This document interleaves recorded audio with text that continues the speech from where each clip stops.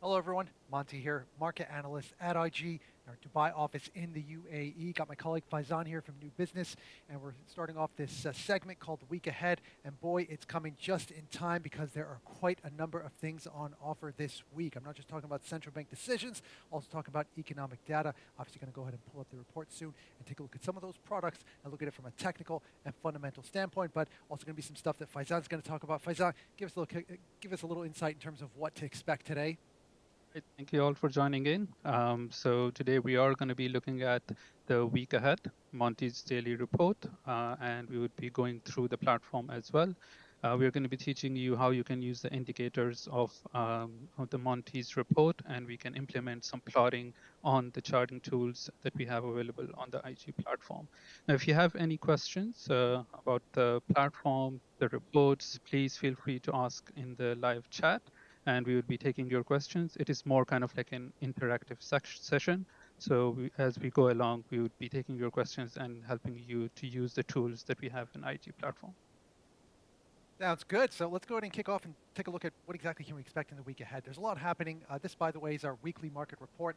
I send it out on Mondays. We got a daily market report where we got the daily levels, daily chart, daily technical overviews, and a lot of times very important whenever you want to start your trading day or heck even your trading week. You want to start with the longer term time frame and zoom into the time frame that you decide to trade on. So for example, you trade on a 1 hour chart, we'll start with the monthly, zoom into the weekly, then the daily, 4 hour, so on and so forth. You get the idea. So a lot of times this weekly is designed to really put things into perspective because if you look at a very short term move, it might look like the sky is falling, but then when you zoom out, you can say, oh, hold on a second, we're still within an overall bull trend. And one thing we have also on the second page of the report, for those of you can see it, we also got what's called the week ahead. Really good to just take a look and see what are the key fundamental items expected on the economic calendar. I know if you guys are looking at it through a screen, it might look a little bit small, but don't worry. Just the key items to pick up here. We got ourselves 3 central bank decisions. The Reserve Bank of Australia, for those of you trading the Australian dollar, that's tomorrow. We do have AUD/USD on the report, by the way. Then there's the big bad Federal Open Market policy decision this Wednesday. Expectation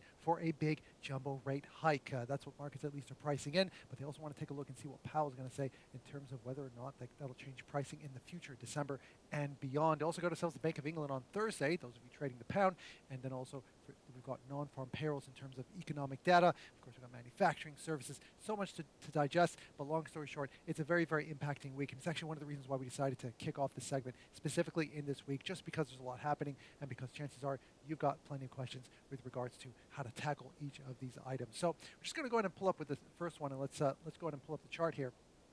Take a look at Euro USD. I know it's one of the more popular traded items here at IG. Indices also takes up quite a bit. We will take a look at that as well. So does gold and oil in this region. Don't worry, I will come to you guys, gold traders. But one of the things we want to do is take a look at it. And if you want to zoom out, you just go and click right here to the weekly. You take a look and you can tell, ooh, doesn't look too pretty. I mean, that's what you call either a bear trend or a bear average. And we're going to go ahead and pull back towards the report over here. One of the things to note is this is the weekly chart, weekly technicals. You do have some neutral indicators just because you've had this lift off the lows. It hasn't been a very straightforward drop, and that means that at times we have seen what I call conformist strategies, which within a bear trend or a bear average usually are going to be sell strategies. They have been tested at times just because it hasn't been a straightforward decline. You know how the markets are. It's looking bad, the news is bad, technicals are bad, but all of a sudden it goes up, right? It has a tendency to go opposite, it has a tendency to surprise us, and we've seen that time and time again. One thing to note, we also put sentiment on there, and you can see over there that retail traders still holding a majority buy bias, but so too I put on here COT sentiment. That's under institutional sentiment. That's what COT, larger speculative traders, are doing, and you can see that they're also majority buy, and they've actually been raising that bias, and we've plotted it here on the chart. You got a blue dotted line for the retail sentiment, green dotted for COT speculators as percent long, and you can see that as prices have recovered, retail trader biases actually dropped. They were in heavy buy, 65, 67% territory. They're coming down a bit. They actually reached almost the middle at 52% at the start of last week.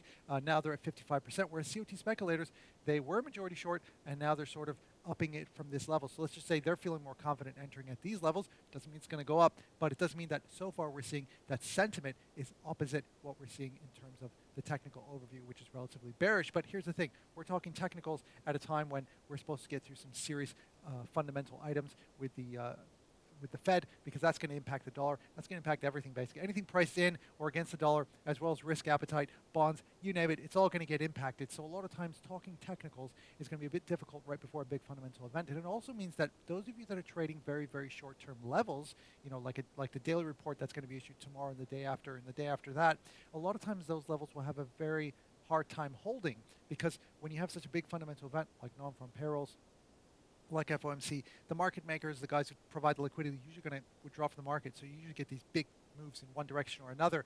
But weekly levels have a much stronger chance of holding. Thank you, Monty. Just if you can go back to the report, I can see there are some indicators on the top. If just for our viewers, you can give us a basic idea how we can use them. I see different terminologies like MA short, long, DMI. Can you please explain what it means and how we can use them on the platform? Absolutely, absolutely. So the thing is that I have a tendency to get ahead of myself. So Faizan's here to sort of anchor me to make sure I don't get too far Yeah. ahead of myself. But when it comes to MA short, MA stands for moving average. So a lot of times price with respect to short-term moving averages. You then have price with respect to long-term moving averages, usually the 50, the 100, and the 200. And one thing we could do, of course, is we can plot this onto the chart. So this is something I do automatically onto the chart, because a lot of times people at the start of the day, before the European session, which is when we send this report out, people want to start trading, they want to put in their levels, and they don't really have time to go ahead and plug and chug all of these items. But what we are going to do today is we are going to go through that. So let's go ahead and pull up the platform. And what I'm going to do is, on IG's trading platform, you can go ahead right over here at the top. You can see this part over here, the technical indicators, and we're going to go ahead and we're going to pull up moving average, because we want to go ahead and put some moving averages on there. So by default, you're getting the 20, the 50, and the 100. You could change them up. You could, for example, put 200. So instead of 20, it could be, add another 0 and put 200. Otherwise, you have the 20, 50, and the 200. You can see over here, price is beneath the 3, as well as the 20-day moving average. It is beneath the 200 as well. And that's the reason why when you take a look at the report over here, you can see that it's bearish because price is beneath all 3 of them. So once it moves above them, you'll see that, okay, either switches to neutral, or if it gets above all 3 of them, you'll see it go ahead and turn to bullish. So usually that's used for a long-term thing. And I want to point out something here, that with the weekly market report, that's priced with respect to the weekly moving average, whereas on a daily report and on a daily time frame, if we're going back to the platform, if I go ahead and change the time frame and I go to daily, look at that, prices, they're a lot closer to a lot of these key moving averages, because now we're zooming into the daily time frame. And that's the reason why you'll see that on a weekly time frame, it'll look like a bear trend, but then you zoom into the daily and it's either consolidatory or might even be a start of a bull trend. So you might have conflicting technical overviews, conflicting technical indicators, price with respect to those indicators at different proximities, depending on what time frame you're looking at. That's the reason why we always start with the weekly and then afterwards zoom into the daily. So that's when it comes to MA short and MA long. Can we do some like zoom out and see all the charts at once? So like weekly and daily, 4 hour, and then 1 hour chart as well on the platform? So it's actually one of my favorite features of this, is that what we can do is you can use something called split chart. And what you do over here is you click on this part over here. We're at one chart, so we're just looking at currently the weekly time frame. But if every single time you don't want to have to go weekly, then click on the daily, then zoom in every single time, what you could just do is go directly to a 4 charts and just take a look right here. 4 charts, so you got the weekly, and then you can go ahead and zoom out. You mentioned you wanted, what was it, the monthly, weekly? Yep. So let's go ahead and pull the monthly. You can see the monthly doesn't look too pretty. We're going to zoom afterwards into the weekly. Similar situation, bit of a bear trend channel form, but we also have prices breaching the upper end of it. And then afterwards, we're going to zoom into the daily, where, look at that, the daily looks a bit more consolidatory. You can actually say there's a bit of a slightly positive case over here. We do have a little bit of a short-term bull trend channel forming, and this is why it's so important to look at it from a long-term point of view. And then afterwards, we're going to zoom in to the, let's say, the 1 hour chart, and you can see over here that, well, today we're taking a little bit of a hit. We did get some preliminary CPI, or consumer price index figures, out of the Eurozone. Let's just say they weren't pretty. Yep. Okay, perfect. Thank you. So we are done with Euro USD, I believe. Can we move further on to different products, maybe gold? Absolutely. Let's go ahead and we're going to go ahead and take a look at the report once more. And let's go ahead and come down to gold. Now, once again, this is the weekly technical overview in the weekly time frame, and it's not too pretty either. Basically, anything priced against the dollars right now, just not doing too well, right? And of course, if it's the U.S. dollar against something like, for example, USD JPY, obviously there are other reasons behind it, but you can see that's very bullish because it's the U.S. dollar against the yen. But anything priced against the dollar, and gold in this case priced against the dollar, you can see it hasn't been doing a great time. Though one thing to note, and this is something that I usually see, not just with retail traders, a lot of times retail sentiment is heavy to extreme buy when it comes to gold. We have a tendency, I guess, by default to just go, oh, I want to buy gold, more so when it comes to silver. COT speculators, though, they used to be extreme buy. It reached 90%. Now they have been pulling back a little bit. They're still majority buy, but it's around 60%. They're actually shifted to the middle in silver, briefly went majority short. They're still majority short when it comes to palladium, just looking at the other precious metals.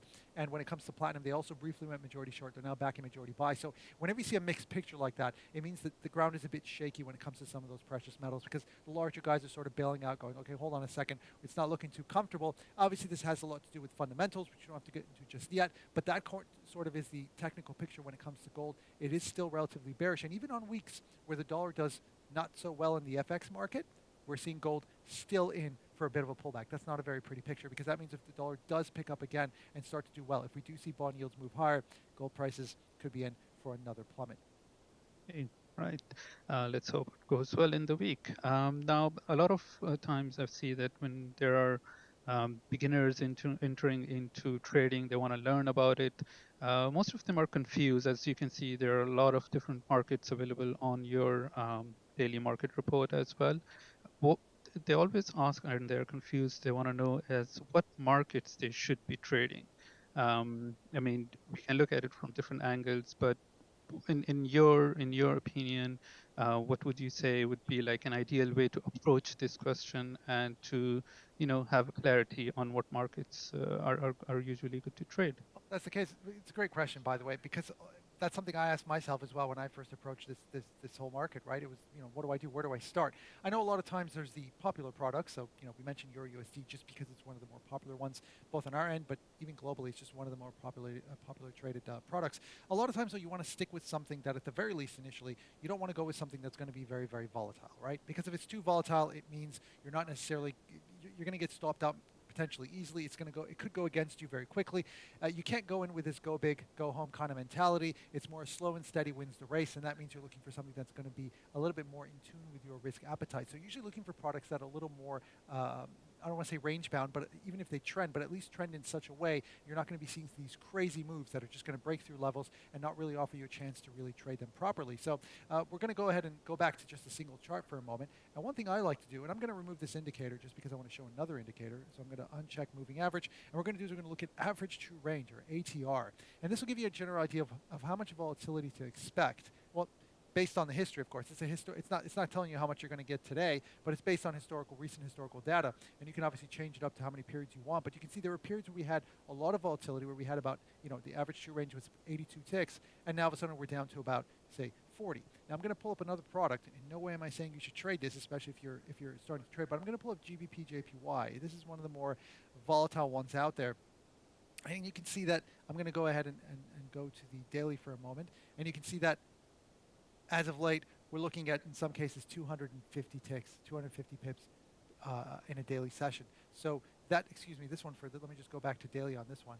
My apologies. So we're looking at currently at around 90, 98, about 100 pips compared to, and there were times where it was much lower than that. Back here was around 50, about half that. So even, if you're thinking, okay, the average is 50, worst case in your head, you're going, okay, it could go 100. Well, imagine what GBP JPY is if by default it's around like 200, and you could see some crazy moves at around 300. That's just going to be very, very volatile, and it also means that you could end up with moves that are going to defy whatever it is your trading strategy is going to be, and that's just going to make you sort of less trustworthy in your product. That's going to help you least understand what your counterparties are and what's happening in the market, and that's not the situation you want to set up at the start of your trading experience.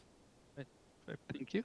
Now, trading these products, so, like we always want to make sure that we hit our financial goals, but how do we channel those financial goals into our trading, as in our risk reward ratio? How do we set that up? And if you can just share something on the platform that we can see to how to set up the risk and reward ratio. Yeah, absolutely. So in this case, I'm going to go ahead and close out this indicator, since we're not going to use that for this next bit. But generally speaking, whenever you want to place a trade, we have this tendency, especially if you're starting, we think we're right. Well, not just in trading, right? And even life in general. It's like, I say something, I think I'm right. He disagrees. I think this guy's the best Formula One driver. He disagrees. Like, no, that's not the case. We wear Yeah. different caps. When it comes to racing, for example, the fact of the matter is, we never, we think we're right, and we don't want to be proven wrong. So what ends up happening is whenever we place a trade, the general story is that we place a trade. If it goes in favor, we close it out quickly. If it goes against, what happens is we kind of hold on, and then we add to it, and we add to it, and we add to it, because we're like, I know I'm right, I know I'm right, I know I'm right, until eventually the thing is wrong, and we don't even want to look at the screen or ourselves. We don't even look in the mirror anymore. So one of the things to get around is obviously you want to set up, as you mentioned, a risk reward. You want to set up your take profit, and you want to go ahead and set up your stop loss. One of the great things I like over here is, let's say, just as an example, we're going to go with the sell over here, and we're just going to go ahead and go with one contract. Now, one thing you can do is, we're going to go ahead and put one contract. All right, and one thing you can do is you can go ahead and set up a stop loss and a take profit. So let's say we put it 20 points away, and we're going to go for a take profit of, let's say, 30. Now, I'm going to go ahead and make sure we can see the working order and the position preview. Now, what you can do is this actually comes onto the chart, and by default, you can see risk-reward ratio 1 to 1.5. I'm risking 20 to make 30, so I'm risking less to make more. Now, by default, we usually tend to be the opposite. We tend to risk not a lot. We risk everything to make very little, to prove that we're not wrong, to prove we're right, and that's not really the way to go about it. Ideally, you want to at least have a risk-reward ratio of 1 to 1. Of course, it depends on what the trading opportunity is, but usually you don't want to risk more than whatever it is you plan on making. And if it's possible to raise that risk-reward ratio to 2, so in this case, if we're going with the sell order, if you bring this lower, what the great thing about it on the platform is you can see it's changing 1 to 1.9, 1 to 2, 2.4%. You can go ahead and by the way, if I zoom in, you'll be able to get much better stuff. And you can do the numbers here, but you can also drag it over here. And if you can also reduce the stop on this side, and depending on how confident you think you are. And I think that a lot of times 1 to 1 is the bare minimum. 1 to 2 is ideal. 1 to 3 is best, but you know what? It's very, very difficult to time those unless you really, really know your market.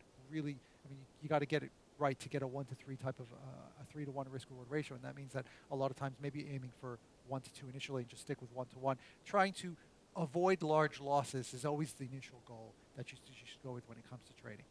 Okay, perfect. Thank you. Now, once we place that trade, then emotions kicks in.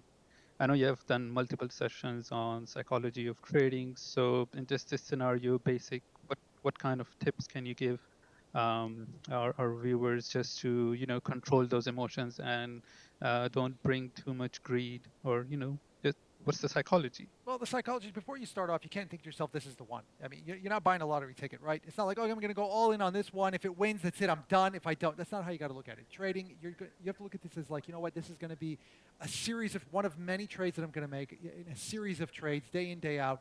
And so it's not going to be just, it's not going to be just one big trade. It's a series of trades, and that, of course, will help you think, okay, maybe I shouldn't commit too much to this one trade in terms of position, and it also means maybe I shouldn't commit too much in terms of risk, and that helps you narrow things down. Another thing what you could do is you could obviously say, okay, you know what, let me open and close a bunch of trades before I start on a demo account.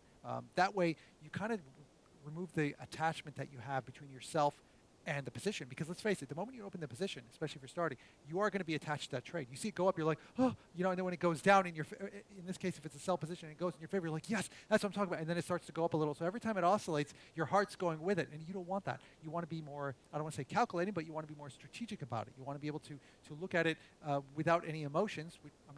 We're human beings, we've got the emotional side to us, but you want to try and limit that impact. And one way, of course, to do it is, again, by telling yourself this isn't the one, and by also initiating a number of trades prior, so that you've broken that link, the emotional link I'm talking about, between yourself and the trade. Not the mental one, though. You want to make sure you're still mentally aware when you open up these trades. Hey, perfect. Thank you for that. Now, just in terms of the platform and connecting it with your daily market report, we see that you have some values of stop loss and resistance. How do we chart those onto the platform, or just to get a clear idea to do some technical analysis? Okay, well, in this case, what we can do is, if we're taking a look at gold, I want to point out these are weekly levels. So the likelihood of reaching these levels, remember, it's for the whole week. I'm not saying it doesn't happen the first day. We've seen some big moves on Monday, that especially against indices that have really kicked and broken weekly indices, weekly levels at the start of the week. But a lot of times that's sort of for the week. Now the daily levels that gets released tomorrow, the day after, and the day after that. Although I have to again point out that because we've got FOMC, the Fed, on Wednesday, those daily levels are less likely to hold. You breakouts, so you usually do a lot better. But generally speaking, what you're doing is when you're looking at levels, and there's certain calculations between how we go about doing these. Notice I do put SL, stop loss, for each of these levels, if you're going opposite in this case, but I don't put a take profit on there. And the reason why is because by default, our psychology, we know how to take profit quickly. We have a problem closing out our positions when they're in loss. So the idea mentally is, look, you got to learn how to control your losses. You got to learn how to close out. But in terms of approaching a level or placing a level, whatever level that might be, it could be the levels that you see here. It could be, for example, a key moving average that we talked about. It could be a key supporting resistance level, whatever it might be. But one thing, there are three ways to approach it. If you want to go with the movement, so if it reaches a level, say it's, market is dropping, I'm going to go ahead and pull up, in this case, let's go ahead and pull up gold, just as an example. And gold also not doing too well today. But let's say you had a key level over here. You say, I'm seeing a short-term support level over here at 1617. If it reaches there, there are three ways to do this. One way, you go with it. You sell and you say, I think it's going to go further lower. Another way, you go, no, wait a minute. I think the support is going to offer support, and therefore I'm going to go ahead and buy. But there are two ways to do this. One, you fade the move. So as it's approaching, you start to buy in with a small portion, for example. Either you average in to the position. I'm not saying you average in endlessly. You either average in into the position, or you have one position there placed ready to go. The other way to do it is what's called a reversal. And you'll notice that a lot of times, especially because of the situation that we're with, and especially because we're dealing with such large channels, a reversal is usually more ideal in the sense that let it break first, see if it does any stop outs, false breakouts. It could be a false breakout. And then if it comes back, may not come back, it might just keep going. If it comes back, then you can go ahead and initiate. Now, it could oscillate in these lower levels. It could come back and then start to oscillate lower, but at the very least, you won't be sort of the pawn getting hit first when it first reaches that level. So fading a move is most opportune, but it also carries the most risk. But at the same time, a reversal strategy, the great thing about it is that, okay, fine, you're letting the pawns go first, let them duke it out, and then you sort of go in afterwards and you try and pick up the pieces. Doesn't mean you're going to be successful. Markets still continue to trend lower, especially when you're in a bear trend situation, but it might be a situation where at least you don't get stopped out first. Now, looking at the technical and fundamental analysis, I'm sure both of them are important to follow, and as we know, history does repeat itself. But what would you say that which one seems more important, and in what scenarios it should be followed? Because sometimes fundamental analysis can give us a different picture, while we look at the technical analysis and we look at the history of the product, it may give us a slightly different outlook. Then how do we compare those and work it out? A part of it has to do with what technical we're looking at. But let me go ahead and zoom in for a moment to the 1 hour time frame for gold with the Bollinger Bands. Now, before the Fed's announcement, chances are market usually oscillates because everyone's waiting. So what you'll see is, if you're looking at a short-term time frame, the moving averages are going to get, they're going to huddle closely with price. You're going to see the Bollinger Bands. Now, we know that when the news hits, those aren't going to hold because it's going to be such a big, volatile, fundamental event. So when it comes to something that significant, you really can't ignore it. And you kind of have to position. One way to position it, by the way, is to say, okay, you know what, I'm going to stay out of it, and I'm going to sort of go in after the fact. So unless you're really certain about where things are going to go fundamentally, because if you do have a fundamental view, then you could position yourself before the fact because you want to take advantage of what's going to happen next. Fine. But if you don't know, or if it's a coin toss for you, well, we're not here to flip a coin. We're here to go with something that larger than 50-50. So if that's the case, then you might want to wait until after the fact. And what that means is the technical indicators you're going to have to, especially on the shorter term time frame, ignore them. If you zoom out to like the weekly, you could note and say, okay, these are the levels I want to note. If it breaks, maybe I can go for a significant reversal if it's coming back down. So I'm not going to wait for just a little reversal. I'm going to wait for a big one before coming back down. Heck, maybe I'll even go with it for limited profit taking. And then, of course, you obviously will have your own view. But one thing I want to caution against, because a lot of times, especially when it comes to like gold or crypto, we got both of these on the report. Let me go ahead and pull that up. But we got gold here. We also have crypto on the weekly time frame. A lot of times when it comes to gold and crypto, we, human beings, I guess, we have a sort of predisposition about where it's supposed to go. Like I'm long gold, I'm long silver, I'm long crypto, I'm long tech, and no one's going to shake me out of that mindset. And that's, of course, going to be quite dangerous because that means even if everything's bearish, it could go up, by the way. But even if everything is bearish, you kind of aren't able to shake yourself out of that mentality. So you got to approach it. Remember, this is trading. You got to approach it with that flexible mindset, and knowing that, look, even though you got a fundamental view that things are gonna go up, hey, listen, things are still looking a little bit bearish. So just keep those two things in mind, and try to be as flexible as possible. It's not gonna happen overnight, but hey, little by little, that's what these sessions are going to be for as well. So you got any comments, questions, or even criticism, you just send them our way so we can go ahead and tackle them together. Yeah, definitely. You guys can send all your questions in. I do have one more question. That's mainly about the time frame of a trade. A lot of time we see that different markets react differently, and some are at slow pace, some at a higher pace. So long term, at short term, how do you weigh it out? Which markets would be sort of the tendency of the markets would be like long term if someone is looking to 5 or 6 months, and then which markets usually suits that? Well, excellent question, because at the end of the day, a lot of times people go, when they initiate a trade, if they go into loss, then it's like, okay, how long should I hold it? But if they go into profit, it's like, oh, I'm getting out now. Yeah. And that, of course, is a bit dangerous, because what ends up happening is you end up holding that loss for a very long time. It's going to hold you back. But the thing is that a part of it's going to be based on how you initiate that trade in the first place. Were you looking, in this case, we're looking at a 1 hour time frame. If you're looking at a 1 hour time frame and you initiate a trade, chances are you're probably going to hold it for a number of hours. If you look at a daily time frame or even a weekly time frame, the expectation is that you're probably, unless it's a massive move happening very quickly, like a fundamental event, you're probably going to have to wait at least a few days in order for it to go in the direction that you're anticipating. And if it goes against and hits your stop loss as well, it's going to take a day, 2 or 3 days. So it really depends on the time frame that you're looking at in terms of how you want to trade it. And then, of course, it all depends on what that market is doing at any given point in time. For example, oil was very, very volatile in the first quarter of the year. Since then, it actually has gotten very calmer. Let me go ahead and pull it up. We actually have it on the report. I'm going to go ahead and pull up oil, and it's been there was a period of time where it was really, really volatile, and then all of a sudden it's had this slower. It was averaging lower, but very, very, very cautiously, and it actually gave a chance for a lot of traders, because traders were cautiously range trading this. So when it was going down, they were buying and then sort of averaging their way out. And because of the fact it happened in a cautious way, they were able to average their way out. And that's because they were generally, they're still majority buy. They were heavy buy 66% after at the start of last week.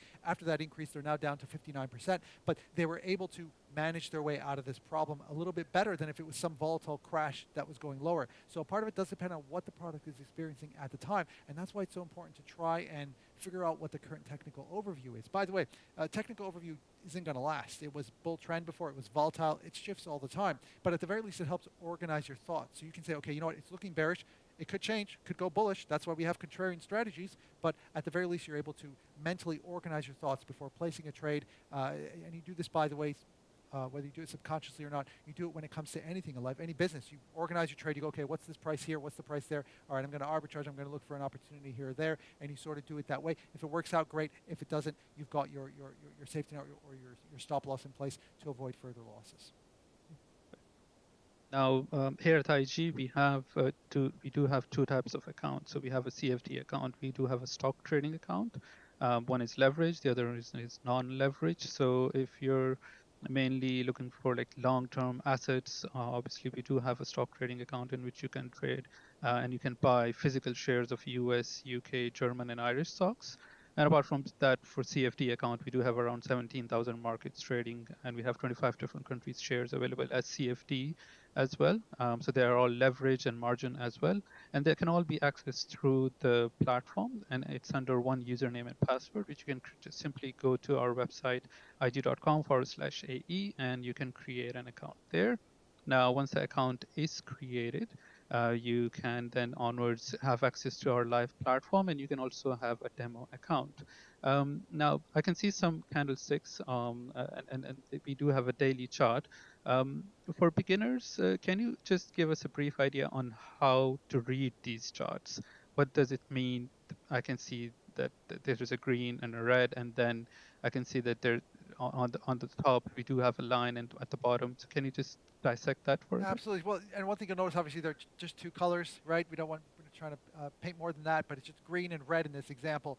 And what you can see, the green represents a bull candle, the red represents a bear candle. And when it comes to a candle, it's representing where prices went during that time frame. So if we selected the daily time frame, it's going to tell us where price of this product, in this case we're looking at gold, where gold prices went on Friday the 21st of October. And when it comes to any session, you have an open, you have a close, and then during the session you have a high where prices, what's the high that the prices reached during that session, as well as the low. So in this case, the base of the candle, you can see over here at the bottom here of the bull candle, that's the open. And it actually, when I hover over it, if you select high, low, open, close data, when you hover over it, you'll see. So the open is, what is that, 1626.99. And then prices during this session, you'll see a line, the line go all the way down to here. That's the low of the session. The line comes all the way up to here. That's the high, and that's the close. So the open, high, low, and close. Now for the next session, usually the open is next to the is the same or similar to the close of the previous session, depending on the product. In this case, though, because it went from, we had the weekend, so we had a slight gap lower, and then afterwards we had the movement thereafter. Now, in the case of a red candle, the open is up here. So it was this was the close. Then you had your open. This is how high it went. This is how low it went, and this is the close of the candle. So in a bull candle, the open is down here. The close is down here. The high and the low are the same as, they represent the same in terms of the high and the low, what we call wicks of the candle. And in this case, in this bear candle, this is the open and this is the close. And it's not a bad idea to actually take your mouse, because what you'll do is, I'll tell you what happens if you just open up the chart for gold. You'll be like, oh, okay, prices were up here, 1790, and now they're here, 1637. Okay, so prices went down. But really what you need to do is map out how it got there. And what I love about candlesticks is you can do just that. So it's not a bad idea in your own time to actually take your mouse and start going with it. Like, wow, prices went all the way down, and then they came all the way up. And then they opened over here, and they came all the way down, and then they came up here, close here. Then they opened the session, it went green, looked like it was going to recover, and then it turned around, and then it went down.